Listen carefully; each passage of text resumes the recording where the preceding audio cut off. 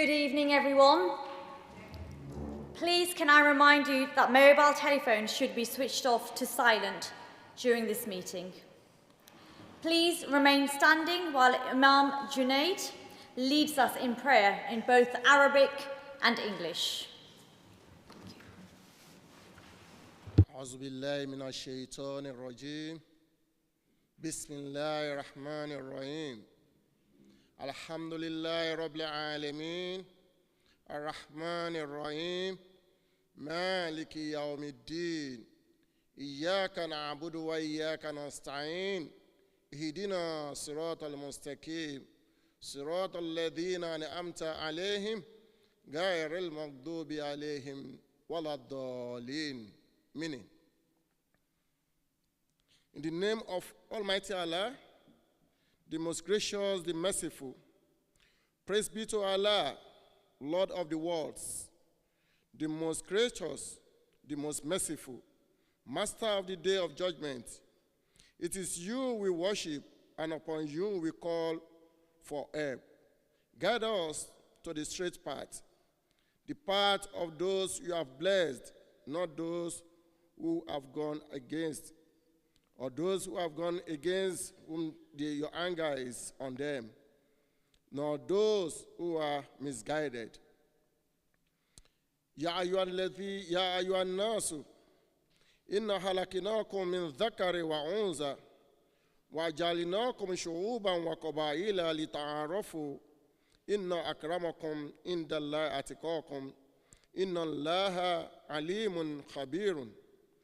O mankind, we have created you from a male and a female, and made you into nations and tribes, that you may know one another. Verily, the most honorable of you with Allah is that who has a piety. Verily, Allah is all known to everything. Dear God, may you bless our efforts and help us sit present with one another today, mindful of the purpose in the name of Almighty God. With the blessings of God, we will start our meeting today. Dear fellow parliament, today we are here with love, and it's good we continue showing love to each other. And the God of love is everywhere. Whatever faith we have, whatever religion we have, whatever belief we believe, whatever we believe in, the love is one thing that has to be going around every time. So may the love of the world, the love of the God be with every one of us today and forever. Thank you very much. Assalamu alaikum wa rahmatullahi wa barakatuh. Thank you, Imam Junaid. Please be seated.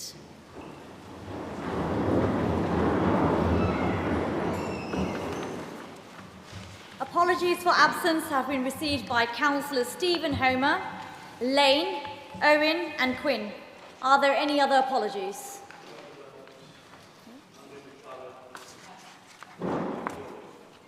Thank you.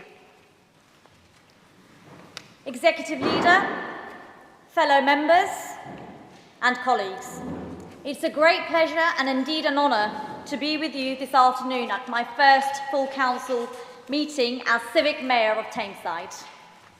You'll be pleased to know that my first few weeks, feels like months and months, have been very busy, but at the same time very rewarding.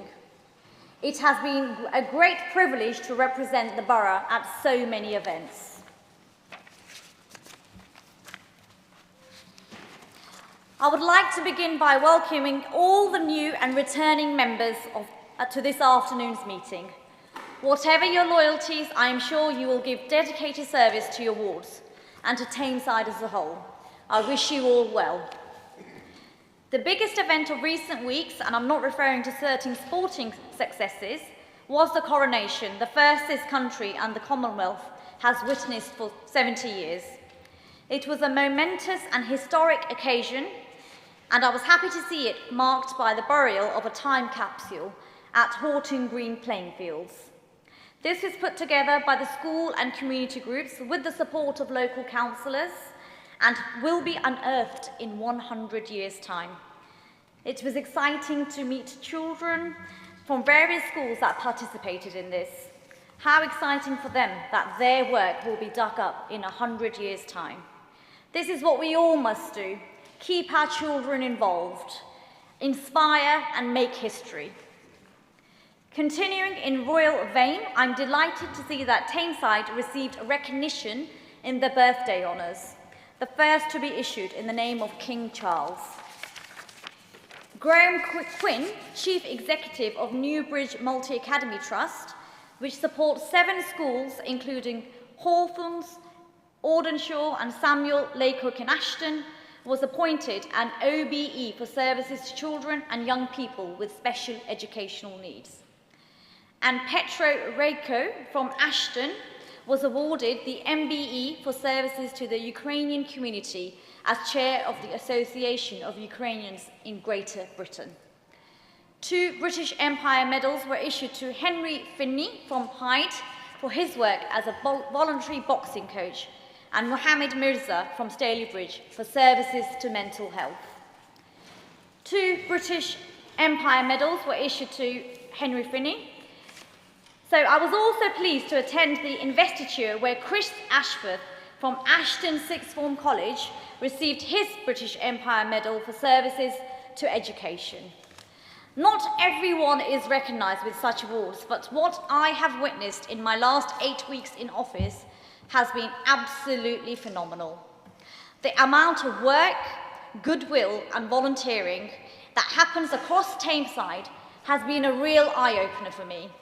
I commend Tameside Council in taking a lead in some of the projects in the community, such as the Arts Awards to schools, the community safety funding for voluntary organisations across Tameside, and much, much more.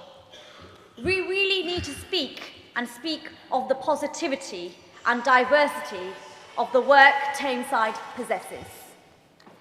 Spring and early summer is always packed with events, and 2 of the most prominent ones I attended were Whitsuntide Walks of Witness in Duckyfield and Newton, and our very popular Armed Forces Day celebration in Victoria Park in Denton. July the 5th marks the 75th birthday of the National Health Service. My consort and I were pleased to attend a garden party at Tameside Hospital and an associated health festival at Ashton Market. We met many of the wonderful staff and volunteers of the NHS and personally were able to thank them for all they do. They really do save lives and keep our hospital going. I'm sure you will all join me in wishing the NHS many happy returns of the day. Other visits have included Ashton Sixth Form College to view students' designs of how the complex might look in 2050, Tameside's College Public Services Passing Out Parade and Education Awards. I also visited the Willowwood Hospice for the Butterfly release and many arts award presentations, the open art exhibition at the Astley Cheetham Gallery, and the G-Cross well dressings. This is the dressing of wells. To be grateful for the water we have, a true, simple but very, very vital blessing. It was also a treat to meet Robert and Cynthia Shaw, who were celebrating their diamond wedding anniversary, and to present them with flowers and a card. Parlour guests have included Umeed Community Group, Mosley Cancer Committee, and only this morning, Sajjad Foundation Trust. It was a pleasure to be joined by the executive leader, Councillor Jed Cooney, my local MP, Jonathan Reynolds, Vice Lord Lieutenant Sharman Bertels, and many other councillors at Ashton Mosque Open Day celebration. I also attended the launch of Imam Jazuli's prayer book, Guide to Goodness. And that is exactly what we do in all our capacities, to be good and make a difference to all those around us. I was also at the centre of our first Diversity Network celebration in Tameside, where people from all backgrounds came together and celebrated Tameside's diversity. It was truly a personal and inspirational afternoon, something I won't forget. I have thoroughly enjoyed the past 8 weeks, and I'm looking forward to doing more to represent this borough and to meeting many more people who do so much for the community. In conclusion, I would like to thank my consort, Dr. Parves, for his support, and of course my Deputy, Councillor Betty Affleck. That brings me to the end of my announcements. I now hand you over to the Chair of Council Business, Councillor Joe Kitchen. Thank you. Members and officers, please stand and see the control.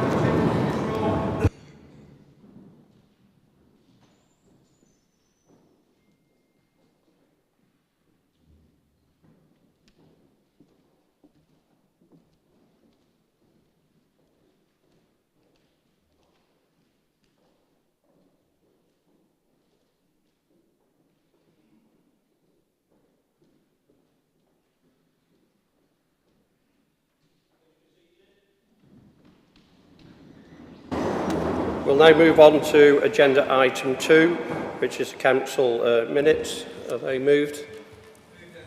Seconded? Thank you. Are you all happy that I signed those minutes? Yeah, thank you. Agenda item 3, declarations of interest. You should have them in front of you. Fill your forms in, please. Agenda item 4, communications or announcements. Councillor Feely.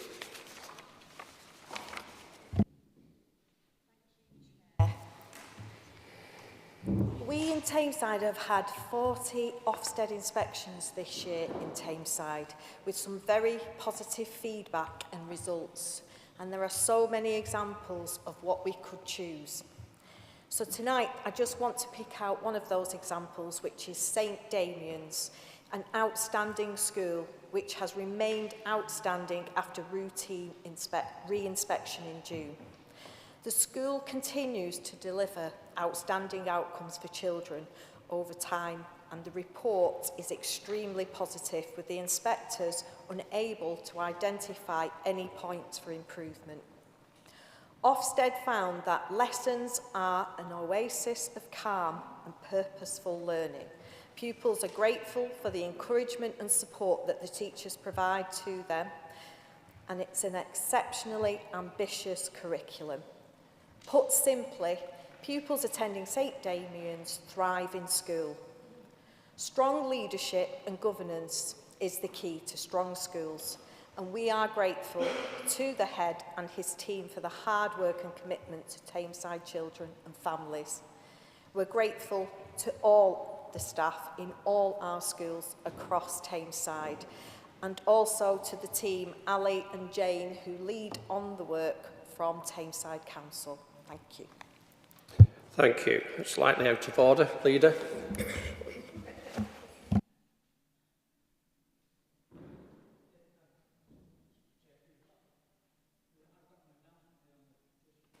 Do you want to make... I'll just do my part then, Chair, first. Members and officers of the Council, at the beginning of this year, we lay out plans to drive sustainable investment, inclusive growth in Tameside, particularly in our town centres. Unfortunately, since then, the economic and political chaos and paralysis that has gripped the country has shown no signs of slowing down. In fact, as interest rates reach their highest level in 15 years, it seems like things are only getting worse. All over the country, councils such as ours are facing an uphill struggle to keep our vital services available for those who need them. I read a press release from Sigorma of the Special Interest Group of Municipal Authorities last week, and I want to take a moment to tell you exactly what they said. They surveyed 47 chief executives and finance officers from the metropolitan boroughs like Tameside, from every part of England outside of London, and more than half of them, almost 55%, said on the record that they were no longer certain they would be able to meet their 23-24 budget set just 4 months ago. The survey also found that 60% of Sigorma authorities had been forced to take cost-cutting measures to reduce their capital budget. 45% said this meant delaying projects, while 35% had to go further and still cancel projects they could no longer afford, or were forced to reduce the overall number of projects for this year. This is the opposite of levelling up. We will only make the cost of living crisis if we are already suffering through those who are worse for millions of our vulnerable residents. And it is with a heavy heart that I tell you that we are seeing the impact of this right here in Tameside. As I am sure you will be aware, at the beginning of this month, our leisure provider, Active Tameside, announced that they had no choice but to close 3 of their 4 sites: Active Ashton, Adventure Longdendale and Active Etherow. This is not a decision that has been taken lightly, but the simple fact is that the numbers no longer add up. The current financial climate, particularly around increases in energy and related products such as chemicals, insurance and people's costs, have hammered the leisure sector nationwide. Research has shown that energy bills have increased between 150% to 200% compared to 2021. Swimming pools being especially hit due to their high consumption. Put it in local terms, this has taken Active Tameside's utility spend to up to £2 million a year.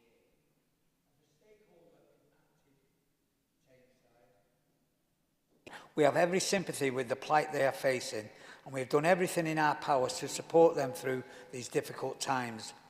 Unfortunately, we now have reached the limits of what we can do in terms of financial resources. We remain proud of the leisure offer that Active Tameside delivered to our residents, and I promise to do what we can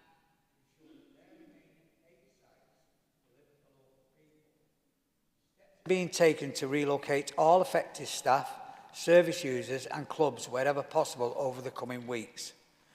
Moving on to the more positive local news, I'm happy to say that we have put a new part of our plan to invest in our town centres into action. After listening carefully to our residents and businesses, the Executive Cabinet have approved a shopper's charter. The first phase of this will be to revamp our town centre parking charges, encouraging short stay use by charging a reasonable fee for 1 to 3 hours and a flat rate of just £1 for evenings and Sundays. Commuters, workers and business owners who have a clear need for all-day parking will still be able to use the long-stay car park, which will be charged at a lower rate. When it is all said and done, this will bring Tameside more in line with parking charges in other Greater Manchester boroughs and help ensure a high turnover of customers and increase space in our most sought-after parking spots. Furthermore, revenue increases as a result of this will be used to fund highway improvements in the borough, such as pothole repairs.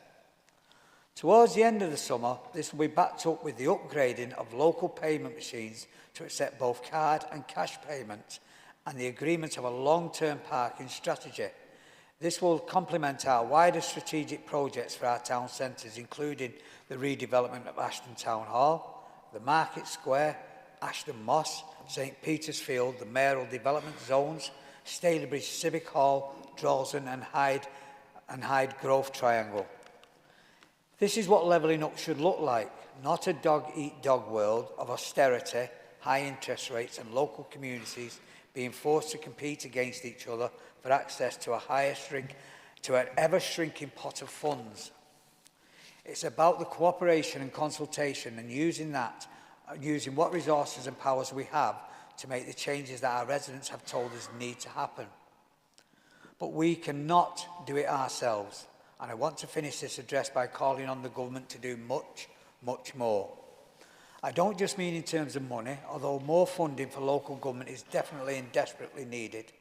We need long-term settlements so councils no longer have to live hand-to-mouth year after year and instead have the confidence to make and commit to investment decisions that will have a real impact in our area.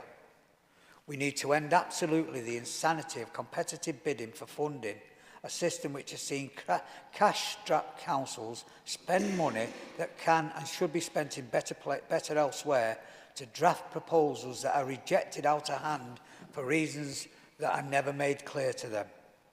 Give councils the resources and tools we need, and I promise to you that we will deliver more, better and faster for our local communities than anything that could be cooked up but in Whitehall or Downing Street. Times are hard, it's true, but that should never be an excuse for inaction. In Tameside, we can do what we can and make decisions that make a difference. They need to be made now. And when they are forced upon us, it's high time that this government did the same. Thank you, Chair. Thank you. We'll now move on then to agenda item 5, which is Council's big conversation. Now, no questions. Agenda item...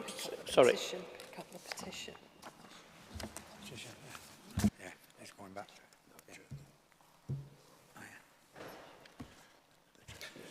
Sorry, just move back again to item 4.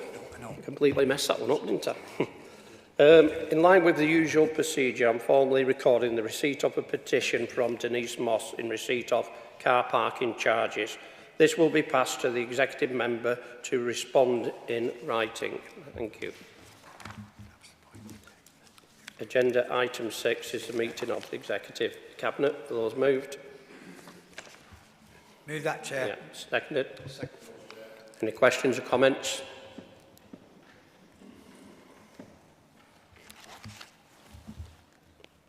Yeah, Councillor Coburn.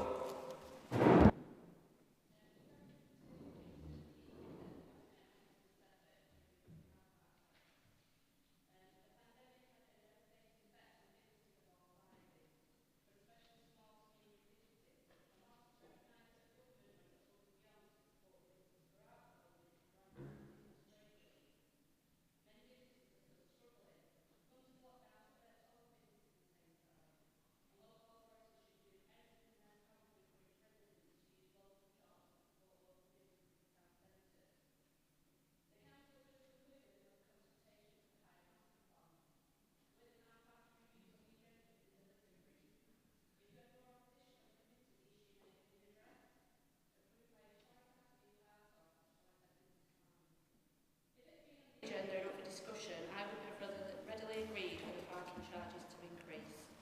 It's not just shoppers who bear the cost of these price changes, it's shop owners and those people who work in our town centres. Their weekly and monthly parking budget will increase substantially.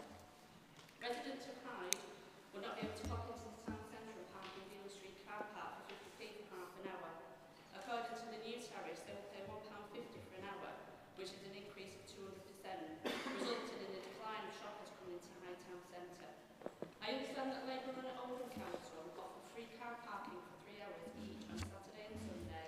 Is this something Tameside Council can look into to encourage shoppers back into Hyde Town Centre? Thank you. Councillor Costello. Thank you, Chair. I'd just like to follow on from Councillor Colburn's comments and echo the concerns that she raises about the increases to parking charges across the borough. We've seen a lot of angst from local residents and local businesses about these changes, and I have a lot of sympathy with those concerns raised. Now, Tameside Council strikes quite a conciliatory tone in introducing these charges, but I'm afraid to say that I'm not convinced. Now, Tameside Council's own website says, and I quote, that these new rates will bring Tameside more into line with other Greater Manchester boroughs. So let's just have a look at what some of the other boroughs in Greater Manchester offer. Oldham, 3 hours free parking at the weekend, half an hour free all week. Rochdale, 3 hours free parking Monday to Saturday. Wigan, free weekend parking. Even Salford, which is a city, don't forget, offers 30 minutes free parking all week. So are we really now that in line? Councillor Colburn also rightly points out the impact to local residents and their finances. Now, just 21 months ago in this chamber, this council passed a motion asking the Chief Executive to write to government calling for immediate action to protect the incomes of Tameside residents amid spiralling gas price volatility and proposed universal credit increases. And yet here we are, less than 2 years on, with this council hiking up parking charges for local residents. And that's not to mention the inevitable annual maximum council tax increase, which has happened twice since that motion, by the way. Now, these increases to parking charges are not insignificant. There are some car parks in Tameside that will now charge £9 to park for a full day, or £45 per week to park. Now, admittedly, that's for a full day in a short stay car park, and the advice is to use the long stay car parks. But even there, the full day price has gone up by 100%. It's doubled. We constantly hear from Tameside Labour about the damage done to local families by inflation and the rising cost of living, but this Labour-run council sees absolutely no issue in increasing its own charges to local families by far more than any rate of inflation whenever it suits. Isn't it the case that this is just the latest example of Tameside Labour running with the hares and hunting with the hounds? This council screeches about Tory austerity. It laments the impact of the cost of living crisis on local residents, yet it increases the cost under its direct control at every single opportunity, without hesitation and without shame. These increased charges are not in line with other boroughs, as we've demonstrated. When other Labour-run councils operating in the same region, under the same government, can still maintain a free parking offering, what's different about Tameside? Thank you, Chair. Councillor Billington. Thank you, Chair. And I just want to thank Opus for passing on the petition, and I do think it is a chicken-livered move from the council leader to say that they'll respond in writing. They had advance notice of this petition, and it has been discussed at Exec Cabinet, and I think it should be discussed and debated here in council. I do concur with the comments that my colleagues have made, and I am particularly concerned about the charges to our employees of the borough. So what we have is, and I sound like a broken record in saying this, we have the lowest job density in Greater Manchester. We must be doing everything we can to increase and promote employment. Yet this increase does the exact opposite of that. And I feel that looking at some of the charges, they're very, very punitive. And for the contract parking prices, which a lot of full-time members of staff are paying, that is also wrong from the council as well, to deny residents to buy those passes prior to the increases coming in. Now, I have to thank the Chief Executive for reversing one decision, but I've had another case today where a resident who wanted to buy a car parking pass on Darton Road has again been refused. And I think it is very wrong to be denying residents to buy car parking passes in advance. So I would just like to ask the Cabinet Member for Planning, who has responsibility over parking, is she happy with the damage that this will do to Stalybridge Town Centre? Thank you. Councillor Fitzpatrick.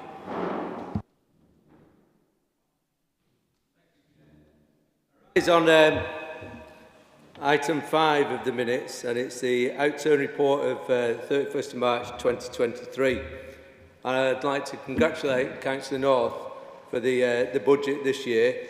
We are looking at a deficit of 681 million, but if you look at the reasons for that and why that has happened, back in 22, when this budget was being set, the Bank of England economic forecast, they said that inflation would peak around 5% and average over 2.3% over the year 22-23. In October 22, inflation was running at over 11% and has averaged over 10%.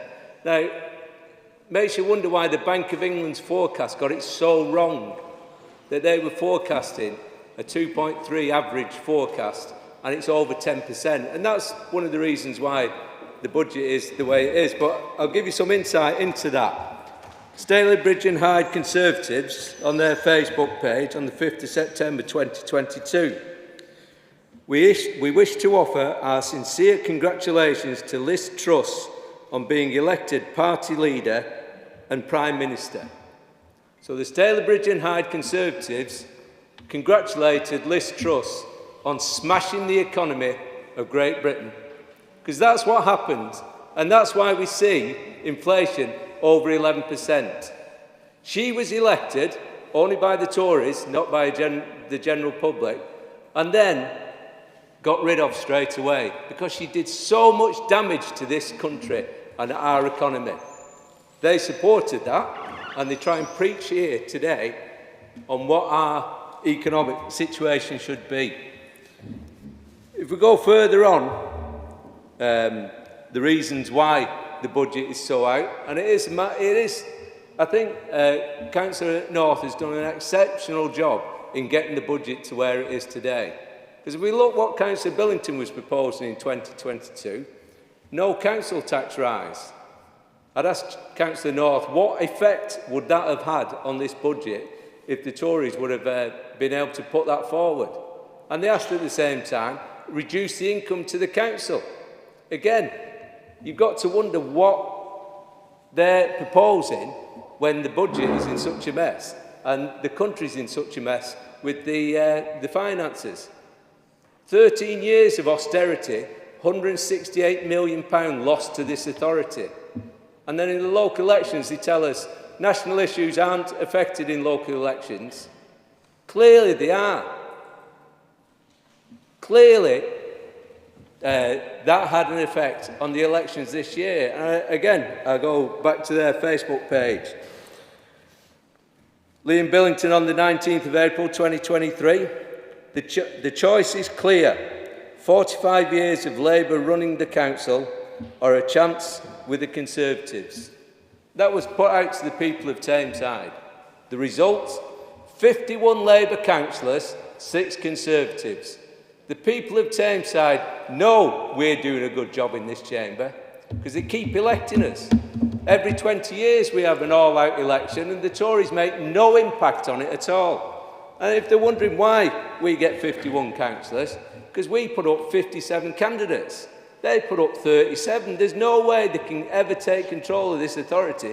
Can't even get people to stand for them. And then we look to this Thursday, 3 by-elections. Boris Johnson, the liar, he's up. Nigel Adams, Boris's mate, stepped down because he didn't like the way that Boris was being treated.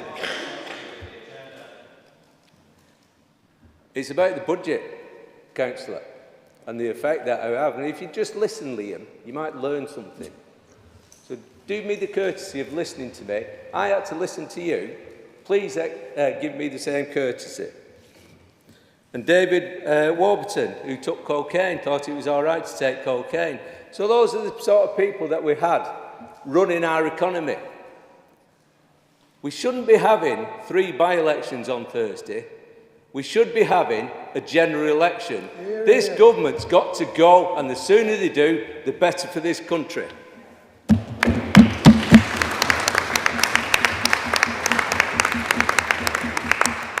Thank you, Councillor Fitzpatrick. Could the owner of a vehicle registration PE09TOJ go to the attendant there, please, if you've got one? Oh. Councillor Billington.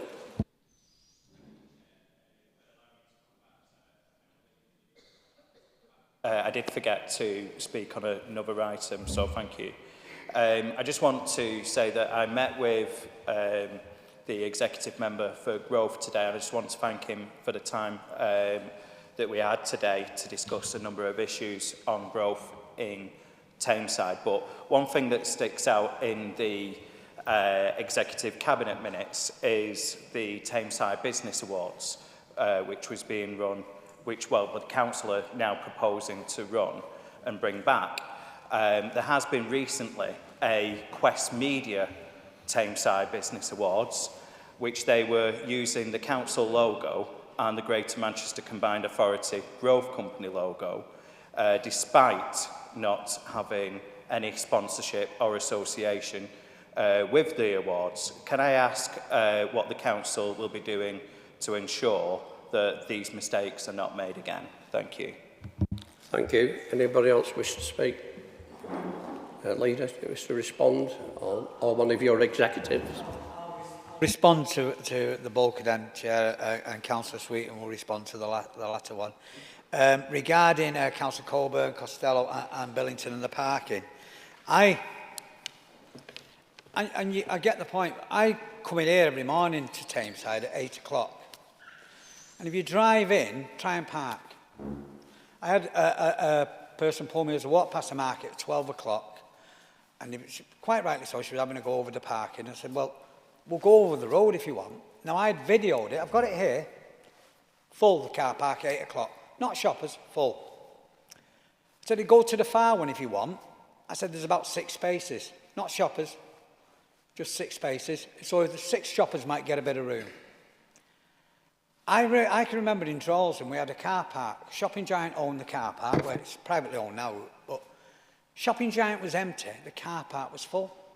They weren't going into Shopping Giant, they were using it as a parking to either go into Manchester, go some other place. I looked around Ashton Market with the same person and said, where are all the shoppers? What we're doing is, and quite rightly so, we're saying short stay. Because if you come to the car parks that are relevant to the shopper, if you're going to come to Ashton and want to park, you can't park. And if you can't park, you're going to go wandering somewhere else, and look for somewhere else to shop. That's the reality of it. Shopping Giant closed. That's what happened with Shopping Giant in Drolsden. The car park. So what they did was, the owners of the precinct, they brought in a charge. All they wanted, it wasn't about making money, they wanted you only there a maximum of 2 to 3 hours. If you go and shop at Sainsbury's, Asda, Tesco, Aldi, I'm led to believe Lidl is 90 minutes, they'll give you 3 hours, free. Why? Because they need shoppers to come in and spend. That's how they survive. The problem you've got is, there is no place to park if you're coming into Ashton. Now, regarding Hyde and all the other places, we've made a decision collectively, it had to be across the whole area. That's the reality of it. And we're introducing short stay and long stay. Going to Manchester, going to other places, the airport, whatever, they'll tell you, they'll direct you to short stay, they'll direct you to long stay. If we didn't, and I agree, the last thing I would want to be doing is paying £9 to park all day. It's £4 across the way. I was in Manchester yesterday at meetings. First hour, just shy of £5. Second hour, nearly £9. Third hour, £15 basically I paid to park there in Manchester. So ours is £3.50 for 3 hours. So them 3 hours I'm paying 15. Now we're not Manchester, I accept that, but there's the discrepancy and difference between it. Let's get one thing right. The reason why we have to put some end figure on a short stay, to tell people that if you did overstay your 3 hours, if you have to, it's £9. We don't want you on there, go to the long stay, but if you did, because if you overstay your 3 hours in Asda, Tesco, Sainsbury's or Aldi, it's about £90. That's what they charge. That's what they'll do. Yeah? They have it on the camera. So the reality is that we do short stay, long stay. We need to free up the car park so that the people actually, when they come to visit Ashton, Hyde and other places and Staley Bridge, that they can park and shop. We don't, you know, I hope they stay all day. They go on the long stay. If they're not, but at least free up it for other people. That doesn't happen at the moment. I've got the video. I can give it to the paper and everyone else. The same cars that had parked at 8 o'clock were still there at 12. They weren't shopping, they weren't spending money in the precinct, they weren't spending money in Ashton Market. I need a turnover, shops need turnovers for other people. And what we're doing is a short stay and a long stay. And I accept that. Why would you want to pay £9? Is someone telling me that's extortionate, £4 all day? Because you know what some of them do? I don't have a problem with that. They pay £2, they'll go and get on the train and go to Manchester. Why wouldn't you? I'm only paying £2 here, even if the train fare is still cheaper than 2 hours in Manchester. We want people to come into our towns to be able to turn up and shop. That's what we're trying to do. Short stay, long stay. I don't want to pay. Who wants to pay £9? I don't. What I've also said is, and I make this clear, and our group accept that politicians will pay the same. We won't be passing something to the public and then we get a subsidy. So if you want a long stay car park as a politician, you'll pay the same as what for the year, whatever it is, you will pay the same as the public. No difference. We shouldn't stand here and ask someone to do something we're not prepared to do ourselves, and we're not. And all councillors, you all get them. You all get them. Doesn't matter whether you're Labour, Green, Liberal, Dem, whether you use them or not, or whether some purchase them or not. That's your own business and individual. What you all have the opportunity to have one. And what we are saying is that no, that work's still there, but you'll pay the same rate as everyone else. But if you want our town centres to thrive and flourish, then what you've got to have is more shoppers coming in. And from 8 o'clock in the morning, you ain't getting anywhere in Ashton. And as I say, I've got the video, I said it at the meeting, and that's the reality of it, and we need that. To be fair, Councillor Colburn, I couldn't hear everything you said. I apologise if I've not answered everything. But it was a Tameside policy. I get the point you're saying, should it have gone here or there? But it was a Tameside policy. That's why we did it. And it's exactly the same in Staley Bridge and in Droylsden and Hyde Bottom or whatever it is. It's the same to everyone. But what we're after saying to people is, we create space so that a second shopper can come in after 3 hours. Not you park all day at £2.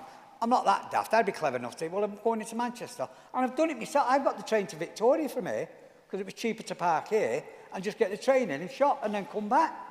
That doesn't help one single shopper in Tameside at all. Now, we're doing the revamping of the town centre. It's coming on. We've got the work that's going to be going on in Staley Bridge and everything else. So we want visitors.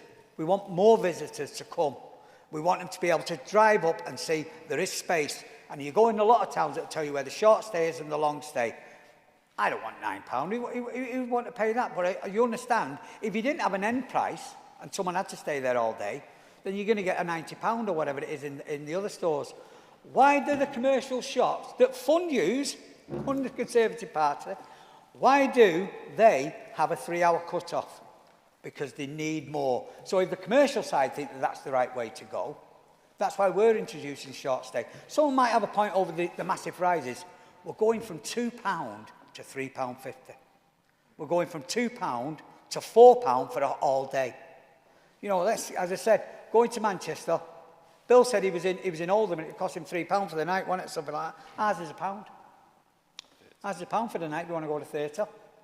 Or you're shopping in Tameside at night. But we need to bring people in. That will create more shoppers and spend more money. It helps the town centre. And it's part of a package to help shoppers.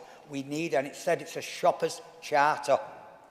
And we also have to accommodate those who are there all day. I accept that. And that's why we try to say it's £4 over the way. Now, and if you're a politician, people say to me, oh, you get a subsidy. It's wrong. And we won't be getting a subsidy. Not a single person in this room will get a subsidy. You'll all be able to apply at the same time as anyone else when they come up for an annual pass, whatever you want, but at the same price as the public are paying. So there's no little something here, politicians say something and do different. And that's why we brought it in. It shouldn't have to say £9, but we have to put a figure on because, as I've said, for that reason, because someone somehow will park there all day and then start complaining. So how do we accommodate that? What we are saying to you, if you're here all day, go to the long stay, it's £4. So that's what we've done with parking. That's why we brought it in. And if someone's got a better way of freeing up the car parks, come forward with it. Because all we're doing is at £2, we're saying block it, and no one else can come and shop. Go and shop at Oldham. Go and shop somewhere else in Manchester, Bury. Don't shop here, right? That's what we're saying to them, but don't shop here because you can't get on. You can't get on the car. 8 o'clock, it's blocked. So I said I didn't interrupt you, please. Did he interrupt you? Did he interrupt you? No, Can we have one conversation, please, and both go through the chair? Excuse me. Councillor Billington, will you stop interrupting? And can I make this one thing clear also regarding the petition? Excuse me, I'm not crying. Regarding the petition, it isn't me who made that statement. The chair of the council made the statement, what he does with the petition. You refer to the leader that said that. No, it isn't. The chair of the council made the announcement on the petition, just to clarify that. So that's where we are with the parking. Regarding Councillor Fitzpatrick, I'm not going to disagree with anything he said. I don't think I need to enlighten it or enlarge any more than what he said, but I don't disagree with it. Councillor Sweeton will answer the part on the business one. Councillor Sweeton. Thanks, Chair.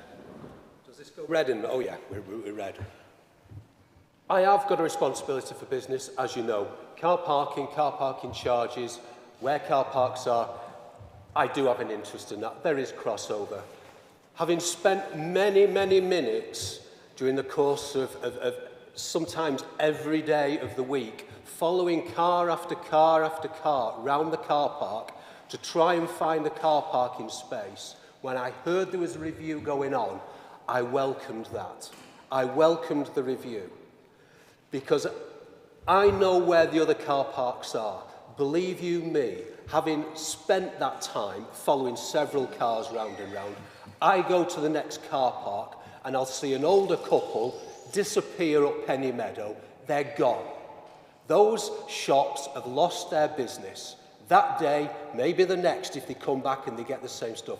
I welcome a review on how we can actually manage this situation better. And Jed has eloquently put that. Let's see where this goes, because we have to free up those spaces for the shoppers and get that turnover of cars. So I'm there right on page with that. Thanks for the loving. Thanks for saying thanks to me for meeting up. And I do appreciate you, as my shadow, actually wanting to take the time to find out what's going on. And you did. And we've actually got something, hopefully in the future, in the diary, because I've got a whole host of other things that I need to brief you on and get your input on. The business awards, let me make it very clear. Those business awards were run by a private company that operates in the borough, yes, but a private company. We knew as a council early doors, they'd taken our logo, they'd put it on the bottom, and also the Greater Manchester hub. We knew that. Greater Manchester had a word, we had a word, that was removed. We had nothing to do with those awards ceremonies, where it was, the picking of those awards, anybody that got anything. That wasn't us. But let me tell you this, and let me tell everybody this. When I came into post, what I wanted to do was to make sure that if somebody has a business idea, somebody has a business that's getting into trouble, or wants to expand, or wants to relocate, or wants to come into the borough, I wanted Tameside Council to be one of the top 3 places they would go to. Not just their accountant or the best mate or a mentor. I wanted Tameside Councils to be, the doors to be wide open. If they wanted to get a business and expand here, that's where I wanted them to come. We've done so much work with the medium and the large business forums, with the small business forums, with getting people in. One of the last pieces of the jigsaw was to re-establish the business awards that due to COVID were put on hold. Now, I'm not saying whether this company knew we were going to do that, whether they didn't. That's their business. But what I can tell you is come next year, possibly into the spring, we will, and it's gone through Cabinet, we will be finding the money to do a proper Tameside Council awards ceremony. And that will be backed and reinforced with the Chamber of Trade, which I've also reinvigorated within Tameside, so businesses can sign up to that. Nobody else, sign up to that to get proper business advice. That's what's going on here. That's the last piece, one of the last pieces in the jigsaw to me, the big pieces that put Tameside on the map for attracting and keeping businesses. So that company you're talking about, we made them take our logo off. Nothing to do with us. Thank you, Councillor Sweetin. They've been moved and seconded. All those in favour of receiving those minutes, please show. Thank you. Yes?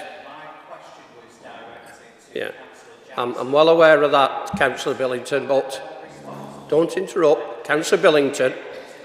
Councillor Billington, I'm chairing the meeting and not you. Okay?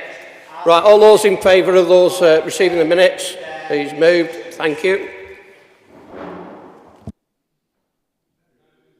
To agenda item 7, which is the Democratic Process Working Group.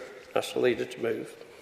Chair, can I move that we're also making a quick announcement that we do this every year after this meeting, the first one after the AGM, is that if anyone wants to discuss with the democratic process about polling stations or anything to do with the election process or whatever, then please do so now, and it gives us time to have a think about that before we come to the next election. We make that announcement every year, Chair. But move them. Thank you. So that's seconded. Any questions or comments on them? All happy with them? Thank you. We move on then to agenda item 8, the B network. Could I ask the Leader of the Council to move the recommendations?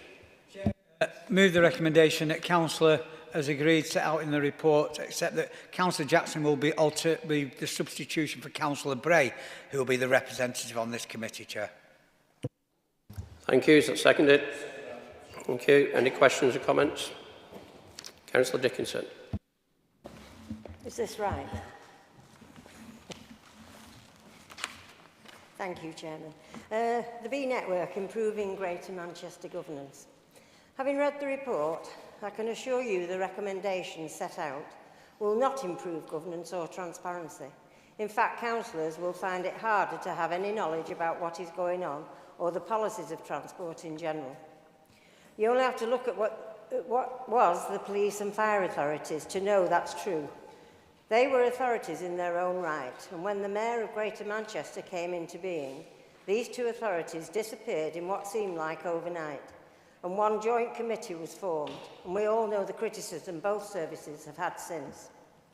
Transport went from an authority to a committee with all powers given to GMCA. It went from 33 members from across Greater Manchester to 23. But those councillors still had a say on policy and holding bus and rail operators to account. The Transport Committee had a chairman and 2 vice chairs, of which I was a vice chair, and we all noticed a vast change in the last 12 months. Policies were being made without the committee knowing, and officers were leading and not informing the committee. The Mayor appointed a Transport Commissioner, a walking and cycling commissioner. That was as well as a chief exec and deputy. So the writing was on the wall that the Transport Committee wouldn't be needed. I decided not to put my name forward this year because I knew what was on the cards. But what did come as a surprise was the governance review. The last meeting of the Transport Committee was the 17th of March 2023. The next one would be the AGM in June 2023. And in May, the Mayor had a review of the governance. We were not informed, a review was taking place, and an officer told me, and lo and behold, this report is the outcome. When you don't really want a committee at all, but you don't have that choice, how do you make it more acceptable? You make the committee as small as you can to accommodate the 10 authorities. The Mayor chooses the chairman, not the members of the committee, which has always been the case.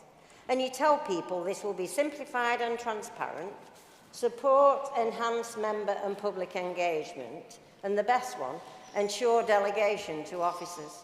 So there you have it, a shadow committee which officers and commissioners will run. This new committee is so open and transparent, even the democratic officer for the committee doesn't know who the mayoral appointments are yet, and the AGM is the 27th of July.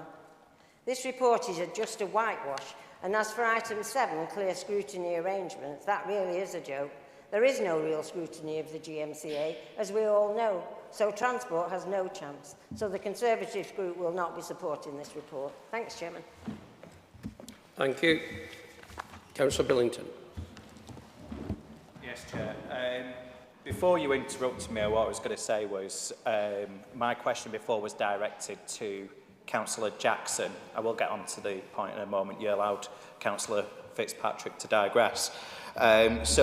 Councillor Jack, my question was directed... Councillor Billington, will you sit down, please? Don't say no to me. Sit down, please. I haven't finished. I haven't. Sit down. I haven't finished. I'm the chair of this meeting, not you. I haven't finished, though. Sit down. I know you're trying to make up for lost time with Councillor Naylor, but I haven't finished. I find that very offensive, Councillor Billington. I was seriously ill. How dare you? How dare you? You will stop interrupting these meetings or I'll adjourn it while the leader of the Conservative group has to talk to you. The choice is yours. Right? Can we move on now? Whatever you was going to say it. The question on these. On the B network. So yes, I just want to agree with Councillor Dickinson on the changes to the TFGM committee. I've been on GMCA myself, and I do find that what GMCA is doing is not actually the idea of devolution where decisions come down to councillors in the boroughs. It's actually being pushed back up to GMCA and there is a clique making those decisions. So I am also against the approval of the report. Thank you. Thank you. Okay.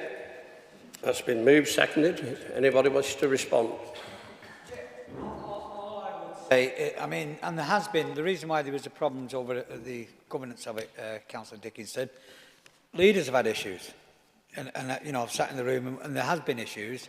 But that's the way it is now, and that's gone through it. But that's the reality of it.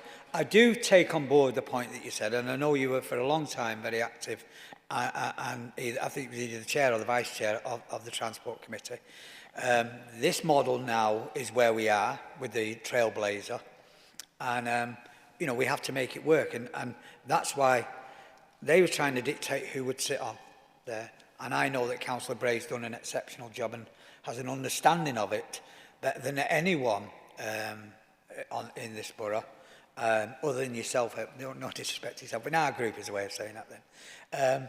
So yeah, but that's what it is, you know, and there is a change to it. I get the point that you're making. I remember the same points that were being made about the fire authority and other parts, but it comes with the Trailblazer and the right. My point, which is important and I've raised today and I've raised before, is that GM must also have a levelling up. And it's important that we, on our side of the Greater Manchester authorities, actually benefit from the Trailblazer, and we will be championing that throughout. But it's important that we put someone on there with the skills. As I said, there was a bit of an issue with some of the leaders regarding this thing, but we've accepted it and we are where we are now. Thank you. All those in favour of accepting the motion? Yeah. Thank you. Against? Thank you. Agenda item 9, appointment of monitoring officer. Councillor Cooney. Chair, it is there what it is, but I do want to make it clear that we would like to thank the officer who's been presently doing that. But as I said, it is what it is there, and so that we have to bring this to council because it's a monitoring officer. That's seconded. Second. Yeah, thank you. We'll then move on to agenda item 10, which is tabled in front of you. It's a membership of council bodies. Is seconded. Everybody okay with them? Thank you. We'll now move on to agenda item 11, questions, understanding order 17.2. To advise particularly the new members what this item is about, it's available for any elected member to submit a question to myself and then read the question out without any statements whatsoever. They'll receive a reply from the executive member responsible. They will be given an opportunity to ask one further question, provided it's related to the question they've already had. That is the way it works. So we've got 2 questions, both from Councillor Billington. Can I ask that you two do your first one, please? First question. Given the continued failure and mismanagement that has been demonstrated by Active Tameside, would it be more appropriate to cut the middleman out and bring back this service in-house? Councillor North to respond, please. Yes, thank you, Chair. I think really we need to just go back in history a little to answer this question and to look at why the council took the decision to use an independent charitable trust to run the leisure services in Tameside. Of course, the big one on that is that they were eligible for business rate relief at 80%. And in today's terms, it would actually cost the council £800,000 in business rates alone if we took the facilities back in-house, even if we could do that. Obviously, charitable trusts also have access to a far wider range of funding sources than the council does, and they can choose to run a for-profit arm and use those profits to cross-subsidise other services that they deliver. I would also point out, of course, that the buildings are charity assets of the trust for the life of the lease. So we can't just go out there and decide that we're going to take them all back over. That is not allowed. I'm not sure I would call their service delivery disastrous. They have won, after all, a whole number of awards over the years, the latest in 2021. And they've run, I'm sure we'd all agree, a very successful range of community programmes, Live Active, Active Education and Active Community. And they've managed to keep all 5 pools open during the winter months, when other trusts and local authorities up and down the country were closing them to save on heating or drastically reducing opening hours. So I would take issue with the term disastrous. So why have providers of these leisure services, as I say, up and down the country, taken these difficult decisions? Community Leisure UK, which represents charitable trusts delivering these types of leisure services, has pointed out that since 2010, an important date, over 400 pools have closed, and they expect a further 2,000 community pools to close before the end of the decade if we don't have a change in government policy. What you can't do is separate this decimation generally and the closure of these 3 facilities by Active Tameside from the choices made by this government over the last 13 years. Government cuts, and we in Tameside have lost, 24% of our spending power, some £688 per household since 2010, have pushed the heavy lifting for services, both statutory and non-statutory, which swimming pools and parks are, and many people don't realise that, onto residents and their local taxes. The economic mess created by this government and its failure to deal with inflation has led to drastic increases in energy bills. Every householder in Tameside knows this. Active Tameside, as Councillor Cooney has pointed out earlier, has suffered in the same way. It's seen its energy bills rise to over 2 million, and that doesn't include the inflation that it's faced in terms of chemicals, for example, for pools, and it's also had to pay additional wages as staff have well deserved these increases in order to cope with the inflation that they're facing in their daily lives. So, government has said that they have offered help. I would point out that earlier in the year, in the latest energy bill round that they publicised, they decided that swimming pools were not an energy-intensive industry or trade in the same way as museums were, for example. And that came as a surprise to all of us and to everybody that's working in that industry. Governments have now announced a bidding round for help with revenue costs, but it's capped at £550,000 per borough. It's just for 1 year. It's a sticking plaster. What we need is something to tackle the systemic issues that are facing this industry across the country, and we haven't got that. So really, I think your question should be directed at the government.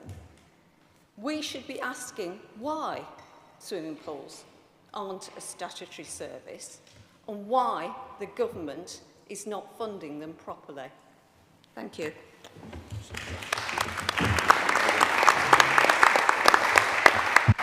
Councillor Billington, do you have a follow-up question which must arise out of the question or the response? Disappointed that this isn't actually an item of council business, because I think this should be fully debated in the council, and I'm surprised that some of the Ashton members haven't been asking for that. But you talk about profit, that it has a profitable arm. It needs to make a profit in the first place. The council has been long subsidising Active Tameside for years, and then adding further loans, and which they've not paid back, some of which have been written off. That's no way to run a service. I've been warning about this for years, and the writing has been on the wall for Active Tameside, and I have warned about the management structure of that. We have had councillors in the past who have been on the board. We've now got someone who's been appointed by the council. So how does that person get appointed? Councillor Billington, you're wandering off to making a statement. You must ask a question based on the response you've received. There was a sense, okay. there was a question in there. So I think that we need to have more openness, more transparency over Active Tameside and bring back decision making into the borough, because at the moment it's just robbing Peter to pay Paul. And we need to bring this service back in-house so that it's accountable to the councillors. Thank you. Councillor North, do you wish to come back on that? Just waiting for it to go red. Councillor Billington, I'm really pleased that you recognise the importance of sport and leisure for the health of the people in Tameside, because you've not always stated that, have you? Especially in the last meeting. So I'm pleased that you've come round to that point of view. In terms of the loans that we've made Active Tameside, they haven't been written off. We gave them a payment holiday during COVID, just as banks gave lots of mortgage holders a payment holiday. Within their budget for this year is a sum to start paying back, again, the loans that they owe us, and they've asked to talk to us about a long-term repayment programme as well. In terms of the Board of the Trustees, it's true that we didn't appoint someone, we're not allowed to appoint someone to the Board of Trustees of this charitable trust. We asked if they would consider a nomination that we made, Mr. Phil Brown, who's a local businessman. They agreed to accept that nomination, and he joined the board in June, and we hope that he will bring some business acumen to the proceedings. But I would point out that as a trustee, his duty, as with any other trustee of the charity, is to the trust and not to the council. And we would not expect them to share that information with us, just as we don't expect Marks and Spencers to share their information with us, or any other firm, charitable trust or commercial. So I hope that answers your points. Thank you. Thank you. Can I now ask Councillor Billington to ask his second question, please? Following the tragic and avoidable death of Karen McBride, what conversations has the executive leader, who recently sat on the board of Jigsaw Homes, had with their chief executive to ensure that homes are handed to tenants in a suitable state, proactively maintained, and that landlords do not abuse their position with management payments to landlord out of universal credit payments when there is an ongoing dispute? Have any other councillors who sit on the boards of housing associations sought assurances regarding property maintenance and the safeguarding of tenants? Thank you. Councillor Cuney. I would reiterate the condolences of myself, my colleagues and the council to the family and friends of Karen. Karen's commitment to helping others is evident in the work she did at Tameside Poverty Truth Commission, led by Greater Manchester Poverty Action Group.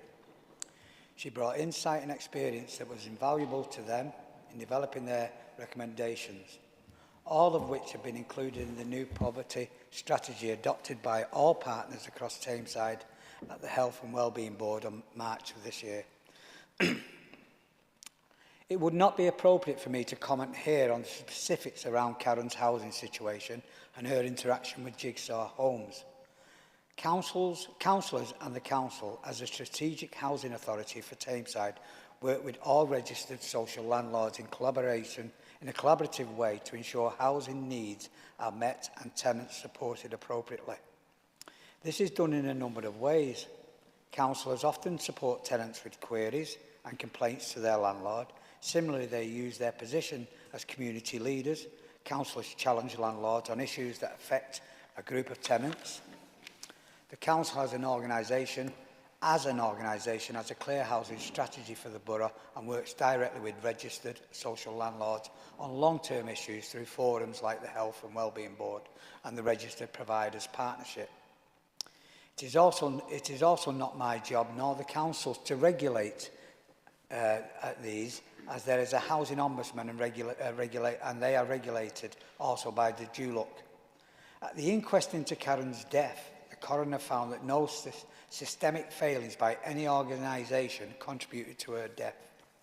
However, reviews are undertaken in all such cases to see if any learnings can be gained and improvements can be made. However, what has the biggest impact on council's ability to traction on registered social landlords and have a voice that is heard is the loss of the tenant's right to have a third of the directors and the council's right to have a third of the directors on these boards. In 2016, Section 93 of the Housing and Planning Act was enacted to deregulise housing, and I quote, reduce local authorities' influence over private registered providers. Following the death of Aswad Isaac, the baby at the centre of the Rochdale Mould case, I and others have been raising this issue with Michael Gove, Secretary of State, with the responsibility for housing, as to why other professionalised housing boards do not work effectively, as no one is required to listen to the tenants.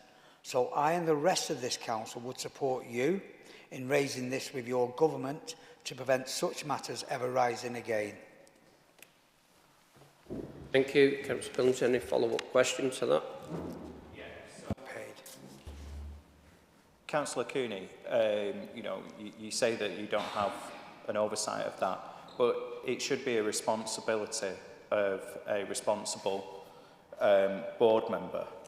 It is a very tragic case, and I know the experience of that from myself when I was younger, which is the reason why I've raised it. I do feel that there needs to be more equality on this issue. Last year, I think it wasn't last year, it was the year before, I was on the place scrutiny panel, and there was a private rented sector review. I requested that we also looked at the social housing sector, and Councillor Holland also asked for that as well, but that hasn't been done. There is clearly a need for a greater review of the social housing sector, so I would just ask if we can please revisit this and ensure that it's acted on. Thank you.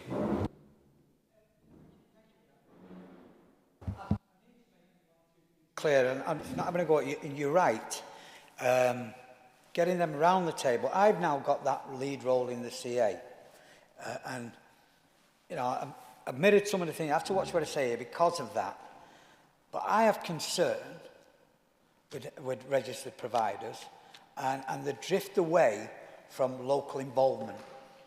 In a sense, that what you found is when the deregulation come in, all councils were removed, not just here in Tameside, across the place. They were all removed.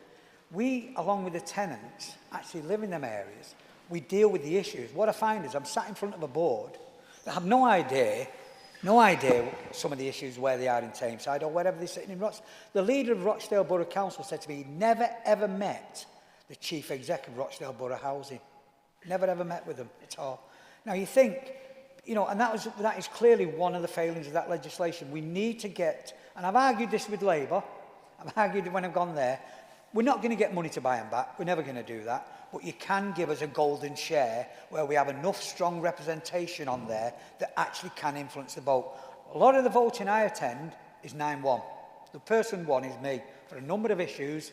And I consistently, I didn't agree that it should have happened, but I'm not going to go any more than that. But you're right, but we can influence this without even costing a penny, is give back the tenants and local councillors. It doesn't matter whether you're Labour or Conservative, because this has happened around all authorities around the place, even in Trafford when it was Conservative controlled, and I'm not blaming politicians for that.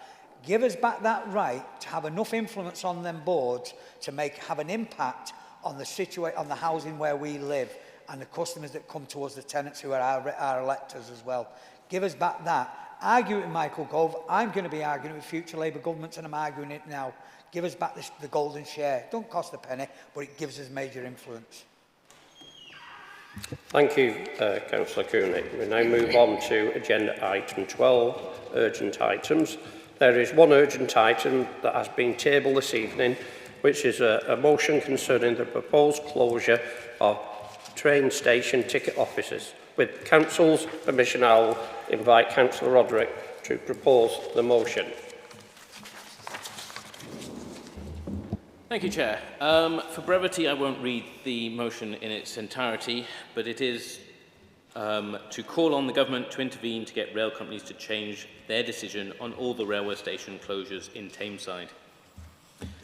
I personally would add that these proposals are truly Beeching-esque in their scope to do harm to our train services in Tameside, indeed across the country.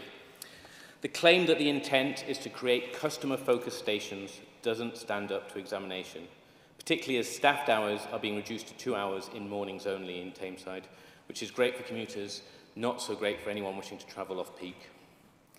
And station staff do more than sell tickets. They provide support and assistance to passengers during times of disruption or in response to emergencies, and their role often includes carrying out safety and security checks at the station throughout the day.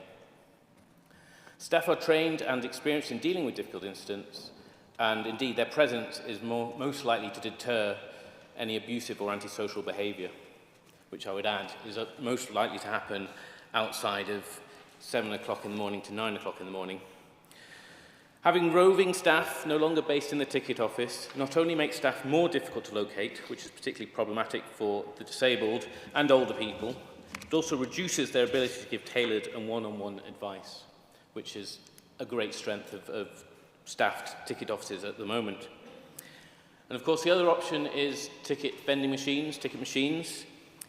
But even if you can find a functioning one, and they accept the method of payment that you have available to you, it isn't just the blind who will struggle to obtain valid tickets. Off-peak times are not advertised as standard by these machines. There is no requirement on operators to provide all available tickets on these machines. And this basically leaves customers vulnerable to having to pay over the odds for tickets that may not even be valid. A study in 2017 also showed a strong propensity for transactions at ticket machines to be abandoned to be completed at a ticket office, an experience I've had many times as I've tried to jump a queue at a ticket office to then decide, well, actually, I'd rather stand in a queue than spend hours trying to decipher what this ticket machine is trying to tell me. I think the most galling inclusion in these ticket offices has to be Hattersley, a ticket office that only opened in February following upgrades to improve its accessibility, paid for by £750,000 worth of public money.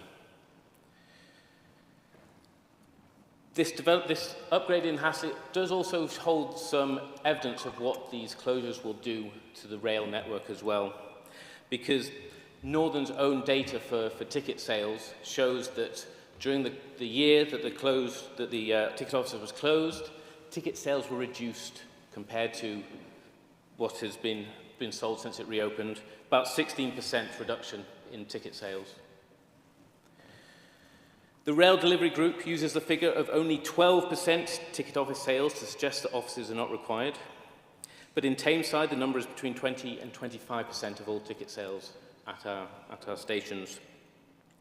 And though they may be the minority in terms of percentages of sales, they still represent a large number of tickets and passengers. And Hattersley's closure suggests a large proportion of these aren't able or aren't willing to switch to a different method of buying their tickets.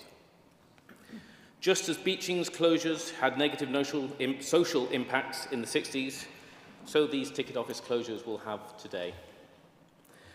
Most platforms in Tameside stations only have stepped access, and what Tameside stations need, therefore, is more accessibility, not less. And at this point, I do feel I need to pay tribute to Councillor Robinson's efforts with the rail groups to improve the experience of rail passengers across the region. So as I was saying, we need more accessibility, not less. And so I move this motion, and I encourage my fellow councillors back this motion and all residents to respond to the consultation before the 26th of July deadline. I also believe that we should support any legal action that is brought against the proposed closures should they go ahead. Thank you. Thank you, Councillor. Can I ask Councillor Patel, please, to second the motion? Second the motion. Ashton Station is an isolated station where people feel safe to see someone in the ticket office. People with disability or not good with the digital technology will struggle to use the online services. I'm asking the train operators to rethink about it. To withdraw the ticket office will be a disaster. Thank you. Any questions or comments on this? Yeah, sorry.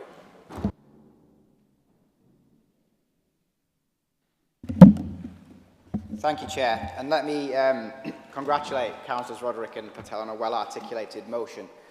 However, it's another Groundhog Day here in the Chamber. We have before us yet another motion on an issue over which this Council has no power, no influence and no control. This follows motions in October 2021 to write to the Government calling for immediate action to protect local residents' incomes.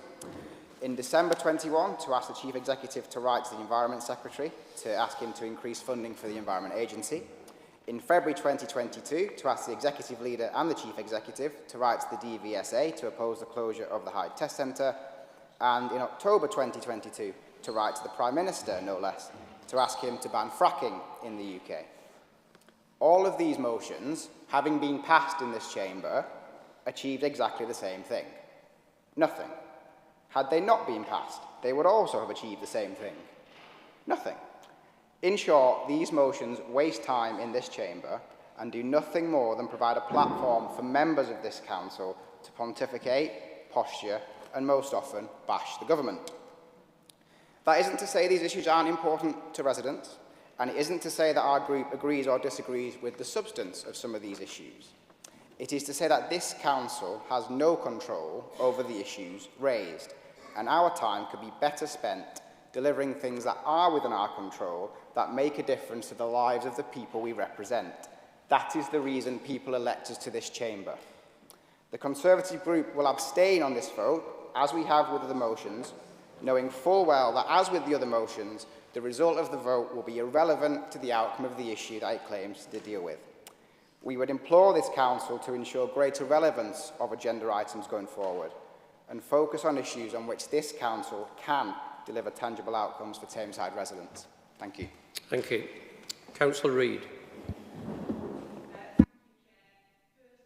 Coincidental, I'm following Dan Costello and his issues with motions.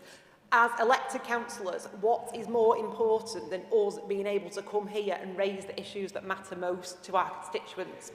And on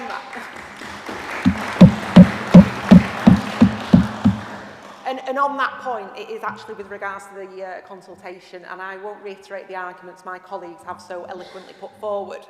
But this consultation was sprung on people on the 5th of July with 21 days to respond to the consultation. There's no denying the impact that these closures will have on people will be the most vulnerable, will be the elderly, will be the disabled. And to provide 21 days for people to respond to that consultation surely limits the ability of the people that need to respond and have their voices heard the most to be able to do that at all. So I'm a Democrat. I applaud motions coming to this council. Many important issues have been discussed here as a result of my colleagues and myself bringing issues forward, and I implore this to be scrapped, this proposal. It's detrimental to the most vulnerable, to the disabled, and if you're not travelling between 7 and 9, sorry, you might end up at the wrong station. Thank you. Councillor Pearce.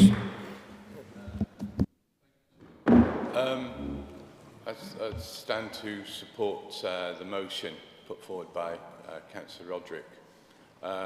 Again, I would like to support the comments made by Councillor Reid about the role of the council, and that surely has to be about representing those people who often are least able to make representations themselves, and they are the disabled people of this borough. And I must say, I'm very disappointed by the Tory group abstaining. I don't think that's it's completely wrong. It's against all the issues that we've, I think, would have some common cause over, which would be safety on the stations. It reduces that. It reduces disabled people's independence on stations. That can't be right. And I deplore the fact that they're not supporting this motion. As a visually impaired person myself, I just want to reiterate the difficulty of staffing being reduced and withdrawn from stations. If we have ticket offices and most visually impaired people are able to find themselves out and about on their own, know where they are, they can, if they use the station regularly, they can find assistance if they need it. If staff members are still on the station, if that lasts for any length of time, which I somehow doubt, where do you get support from? Where do you get help from? I don't know that question, and none of these questions haven't been answered by the rail industry. I'd like to make one wider point to finish, and that's generally the reduction in services, face-to-face services in banks, with the last one closing in Staley Bridge, and at the railway stations, and a number of other industries. All of these things actually worsen the experience of people going out and about on their daily business. We've canvassed on Saturday with my colleagues in Staley Bridge North and Councillor Fitzpatrick at Staley Bridge Station, and of perhaps 100 people who we spoke to, 95% saw the logic of keeping a person in a ticket office to actually act as a security, for security, for service delivery, and to give you your cheapest ticket. So I'm supporting this motion. I'm very proud to do it. Thank you. Councillor Wills.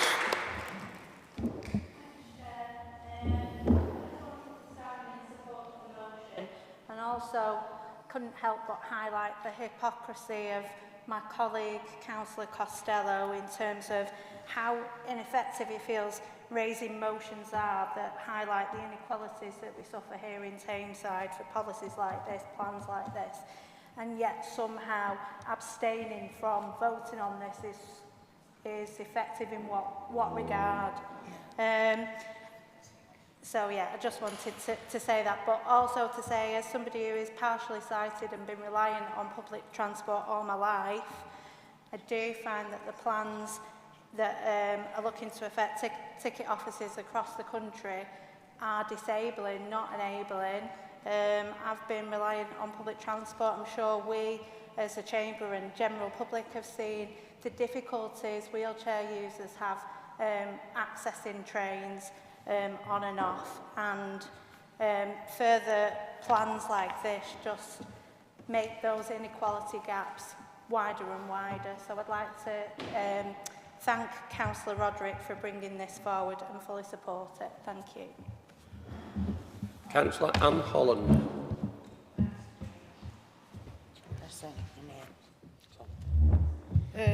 I don't know if any of you listened to Radio 4 on Saturday with any questions, and then they had any answers after it. I don't know if any of you listened to that. I listen to Radio 4 all the time. But the amount of people in any answers that came on that were blind or partially sighted, people who had disabilities in wheelchairs, they're just going to railroad this through, excuse the pun, without the consultation that they should have had. And I don't think they should have any consultation. You've got to keep these services going. There's a lot of jobs at stake. There's a lot of disabled people. There's a lot of elderly people. There's a lot of people who have mental health problems. They can't go online, or it's not possible for them to do it. And also think about the tourist industry. You get foreign tourists coming here and you've got ticket machines. I've been all over Europe, not lying on beaches. I've been to different countries throughout the whole of Europe, East Europe as well as Western Europe. And everywhere you go, you can go into a ticket office there and get advice. In my language, I don't speak their language, they usually get an interpreter to come along and help you. I cannot believe that they're doing this. There's people, the foreigners that own our railways, foreign businessmen who own our railways, they're just making a quick buck again. They get rid of the staff, and the other thing that they're trying to do, this strike that the railwaymen have had, it's not just about wages. It's about getting rid of the guards, getting rid of the ticket offices, and it's not providing a service, it's just to make a quick buck. Somebody has a heart attack on a train, or it goes into labour on a train, no guards on. What do? Are they expecting general public to see to them all? Is that what they're expecting us to do? I couldn't help anybody. I've got a disability myself. I'm deaf as well. And sometimes people say stupid, but there you are. But I absolutely support this resolution. And I think, looking at the Mirror today, I don't know how many of you read the Mirror, but all the 5 elected mayors are all going to fight this legally, and I hope they do, and I hope they get the support of the country. Before the general election, when Jeremy Corbyn was there was 76% of the whole of the population of the UK wanted to renationalise our railways, and I think that's the way to go. Thank you. Councillor Robinson. Thank you, Chair. I fully support this motion. We are only losing 6 ticket officers, but we have 13 stations. There's no ticket machine at Newton Station, and I'm not sure how many others out of the 13 stations in Tameside that we have. We only have 2 fully accessible stations in Tameside. So what do people do? You know, lots of words have been said about people with disabilities. You know, the leader of the RMT at the start of their industrial action was forecasting this, and nobody believed him. They thought it was just something to rub against the government. But it's a plan. And people are right when saying the guards will be the next. And if they could get without the drivers and have driverless trains, they'd do that. But our infrastructure doesn't allow for it. Councillor Corbyn was quite happy to stand on the front row at the photo shoot when we opened the Hattersley ticket office. And it's been mentioned, you know, £700,000. I was against building that at the time we did. I thought we should have left it and included it with the development of Godley Green and done it in one go so that the linkage was proper. It's been said that this is a waste of time, it can't go anywhere. It isn't a waste of time, it's letting our constituents know that we are concerned for their safety on the railway. And if that's all that comes out of it, that our constituents know that we're looking forward and looking towards their safety, then that's the best thing we can do. Thank you. Councillor Dickinson.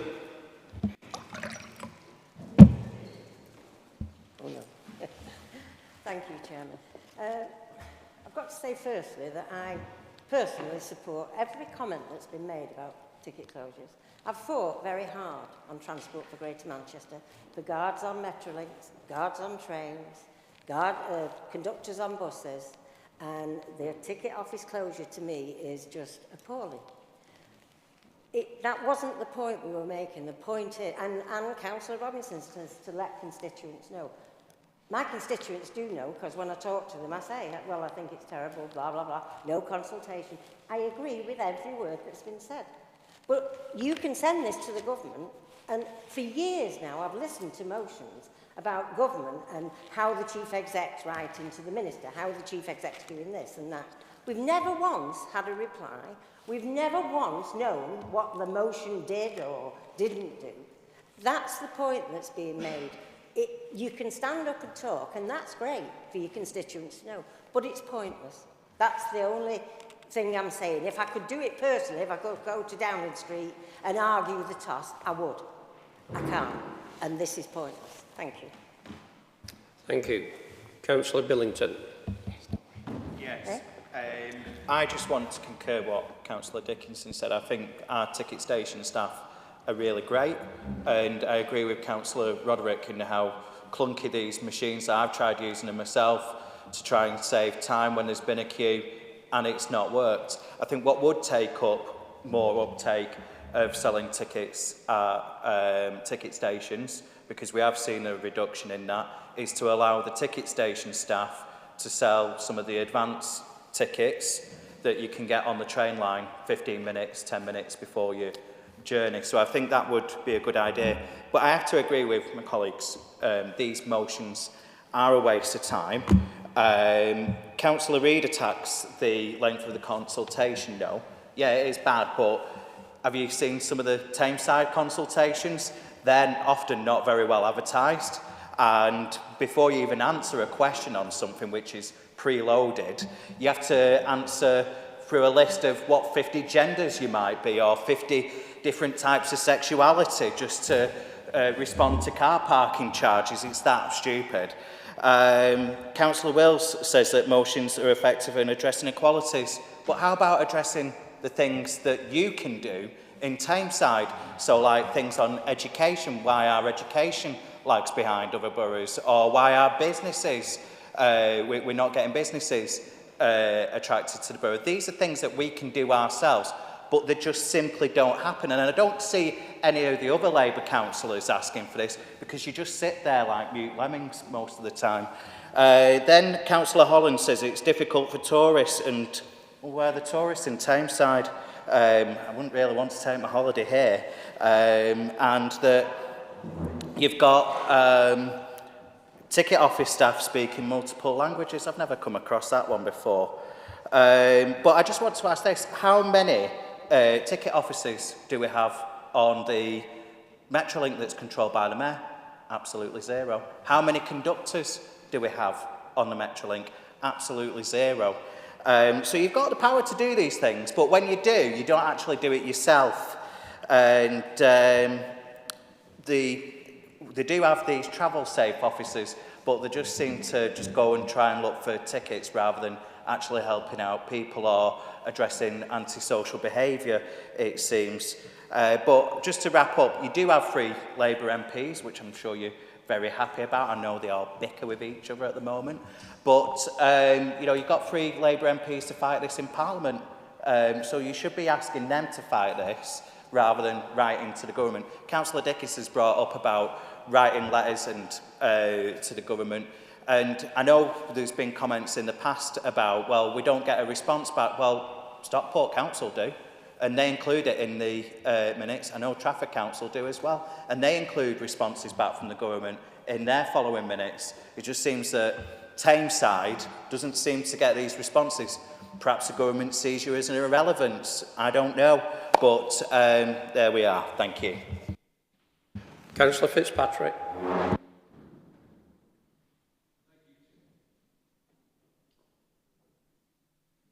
Red, Chair. Yeah. Thank you. Thank you, Chair. It's appalling what Councillor Billington said then. You know, for somebody who's supposed to represent the people of Tameside, he stands up and he said, why would anybody come to Tameside? If you want Councillor Billington, you can always move out of Tameside. You know, there's lots of people come to Tameside for visits. And just on Councillor Robinson's point of the article in the Manchester Evening News on the 16th of February 2023, just this year, Councillor Colburn was stood next to Chris Jackson, the Regional Director of Northern. I'm quite happy to have his photograph with him. And Chris Jackson said at the time, the significant improvements to Attersley Station will help to enhance the overall experience for customers, whether that's buying a ticket, waiting for a train, or getting information about services. And that's what that was all about. That investment in Hattersley was all about that. And Councillor Colburn was quite happy to stand there, and tonight she's going to abstain.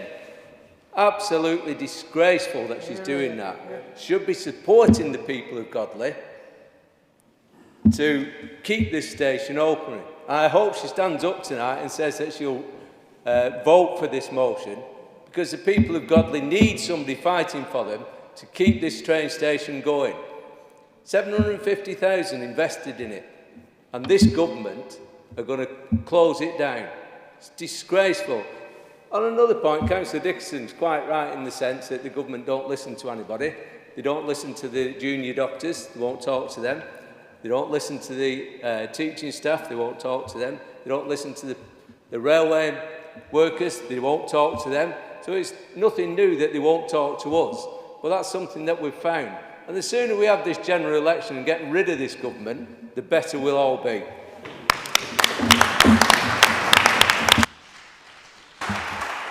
Does anybody else wish to speak that hasn't spoken to before I ask Councillor Roderick to respond? No, Councillor Roderick. Thank you, Chair. I welcome all of the support. I think it is disappointing that the Conservatives can't join us in this. I think that it is important that we don't just talk to people that we see in front of us, because there's no way we can talk to every single person that we represent. I think it's important that we show, in a way that everyone can see, that we need, that we care, that we are fighting for what is going to affect their lives. And I would also suggest there is some hypocrisy in suggesting that there's no point doing this because it's useless, and then criticising Tameside consultations on something that isn't true. But that's just me. Thank you, Chair. Thank you. The motion's been moved and seconded. All those in favour, please show. Against? Abstentions? The motion is carried. That concludes this evening's meeting. Thank you for your attendance.